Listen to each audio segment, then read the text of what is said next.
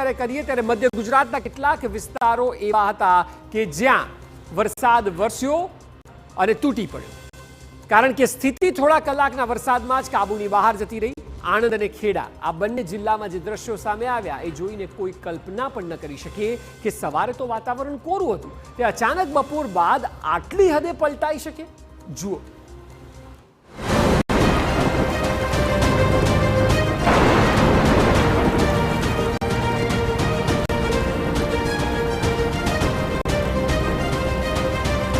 થોડો વરસાદ પણ આફત અપાર, માર્ગો પરથી જાણે વહે નદીઓ, પાણીનું જોર એટલું કે તણાઈ ગઈ કાર।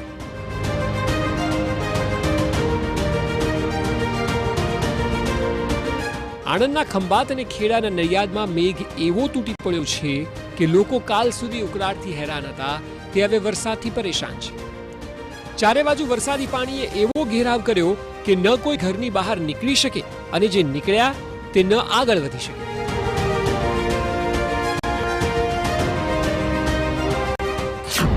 ધોધમારે શહેરના રસ્તા કર્યા પાણી પાણી, વરસાદી પાણીમાં તણાઈ ગઈ કાર।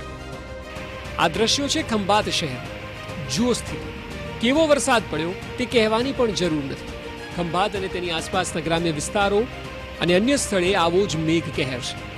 મુશળધાર એવો તો ખાબક્યો કે રસ્તાઓ પર પાણી ફરી વળ્યા। બપોરે 2 વાગ્યા બાદ સ્થિતિ વકરી અને ખંભાત તાલુકામાં 2 કલાકમાં 2 ઇંચથી વધુ ધોધમાર વરસાદ વરસ્યો, જેના કારણે નીચાણવાળા વિસ્તારો રીતસરના જળબંબાકાર થઈ ગયા। હવે જુઓ મોચીવાડ વિસ્તારના હચમચાવતા દ્રશ્યો। આ નદી નથી, આ તો વરસાદી પાણી છે, પણ તીવ્રતા નદીના પાણી જેવી જ છે, કારણ કે આ પાણી આખી કારને તાણીને લઈ જઈ રહ્યા છે। ખંભાત તાલુકાના મિતલી, ગોલાણા, રોહિણી, દેહડા, વડગામ, વટાદર, ઉંદેલ, નગરા સહિત અનેક ગામોમાં આવો જ અનરાધાર અવિરત વરસાદ પડ્યો છે। ખંભાત જેવી સ્થિતિ નડિયાદની પણ છે। 3 ઇંચ વરસાદે ખોલી પોલ, પ્રી મોન્સૂન કામગીરી થઈ પાણી પાણી। નડિયાદમાં એક ધાર્યો વરસાદ પડ્યો, થોડા સમયમાં જ 3 ઇંચથી વધુ વરસાદ પડી ગયો અને પાણી નિકાલનો અભાવ જેણે આ પરિસ્થિતિ સર્જી। શહેરના મુખ્ય ગરનાળા તો બંધ કરવા પડ્યા, જેઓ રસ્તામાં હતા તે તમામ ફસાયા। જુઓ માય મંદિર ગરનાળામાં કેવી છે સ્થિતિ। ભારે વરસાદને કારણે નડિયાદ શહેરના તમામ અંડરપાસની અંદર પાણી ફરી વળ્યા છે।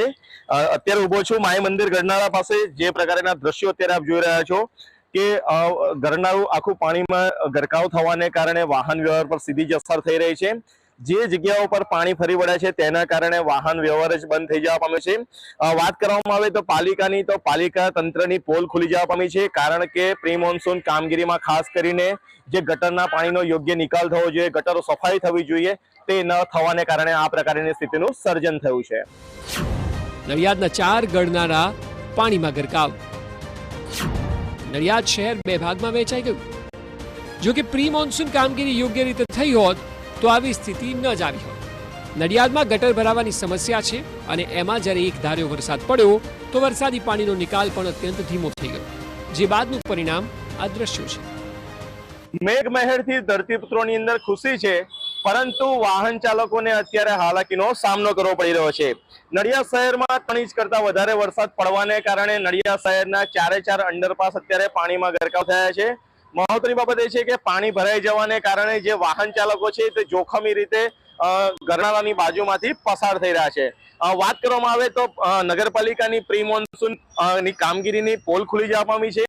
જે દાવાઓ કરવામાં આવી રહ્યા છે તે દાવાઓની પોલ ખુલી જવા પામી છે। બીજી તરફ શહેરના કેટલાક વિસ્તારોની અંદર ગટરના પાણી પર અત્યારે ઉભરાઈ રહ્યા છે, જેના કારણે ચોક્કસથી જે વાહન ચાલકો છે અને સ્થાનિક નાગરિકો છે તેમને સમસ્યાનો સામનો કરવો પડી રહ્યો છે। હોસ્પિટલ વિસ્તારમાં હાલાકી, દર્દીઓ વરસાદી પાણી વચ્ચે ફસાયા। નડિયાદ શહેર વરસાદી પાણીના ભરાવાને કારણે જળબંબાકાર થઈ ગયું।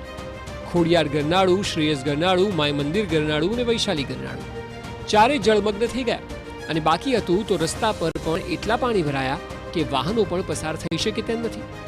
શહેરમાં જ્યાં સૌથી વધુ હોસ્પિટલ છે ત્યાં એવા પાણી ભરાયા કે દર્દીઓ તેમના વાહનોમાં જ ફસાઈ ગયા।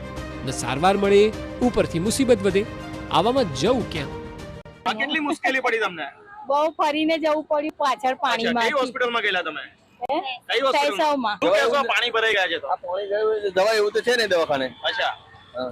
પછી દવાખાને આ છોકરો લઈને આવ્યા દવા એવું તો છે ને ગાડી લઈને પાછા જવું પડશે. ક્યાંથી આવ્યા છો? જવાનગર. હા, કયા દવાખાને જવાનું છે? સૈસવ. કેટલી મુશ્કેલી પડશે અત્યારે? બહુ જ મુશ્કેલ તો પડશે. કઈ રીતે હવે પહોંચો દવાખાના સુધી? હવે અહીંયા પાણી છે તો કેવી રીતે? અચ્છા. મધ્ય ગુજરાતમાં વરસાદ વધુ તો આવતો નથી, પરંતુ 2-3 ઇંચમાં જ જો આ સ્થિતિ હોય તો વધુ વરસાદ પડે ત્યારે શું હાલત થાય? વરસાદ નહીં જ આવે તેના ભરોસે પાલિકાઓ કામગીરી જ નહીં કરે તો હાલાકી તો લોકોને પડવાની જ ને. પ્રી મોન્સૂન કામગીરીના નામે સત્તા પક્ષો હંમેશા કાગળ પર મોટા મોટા આંકડા બતાવે છે, પરંતુ તે કેટલા પોકળ છે તેના પુરાવા આ દ્રશ્યો તમારી સામે છે.